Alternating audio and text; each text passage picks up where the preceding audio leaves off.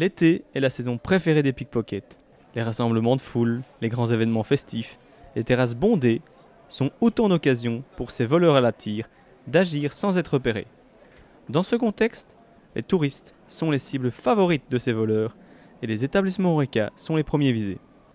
Le rôle des hôteliers, restaurateurs, cafetiers est donc crucial afin d'assurer la sécurité de la clientèle touristique, représentant plus de 60% du chiffre d'affaires des établissements Horeca du centre de Bruxelles, mais aussi afin de défendre l'image touristique de la capitale européenne. La Fédération Horeca Bruxelles a ainsi assisté à une session de sensibilisation du commissaire de police Patrick Declercq, expert reconnu en charge d'une section de trackers, les spécialistes de la police de Bruxelles qui traquent les pickpockets et réalisent en moyenne 300 arrestations par an. L'idée, c'est de faire passer le message, comment éviter de se faire voler. Donc on vous donne quelques techniques et quelques notions du vol à la tire.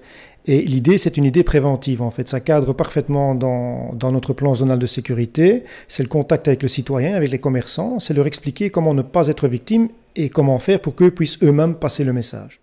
Afin de ne pas être reconnu, il n'a pas souhaité être filmé.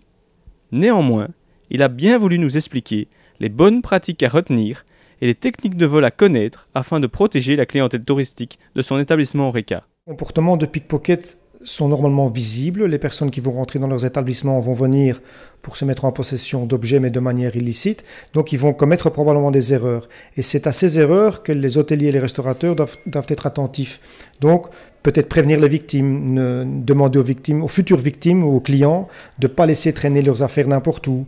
Quand on a terminé avec son GSM, de le ranger à sa place, pas laisser traîner son portefeuille sur la table, ne pas mettre le sac au dossier de la chaise. Enfin bon, il y a comme ça plusieurs petites consignes qui peuvent être données aux clients qui visitent les établissements concernés. Je me mets un peu à la place du restaurateur, donc c'est vrai que s'il y a un vol dans son restaurant ou dans un hôtel, c'est pas bien pour l'image de marque de l'endroit.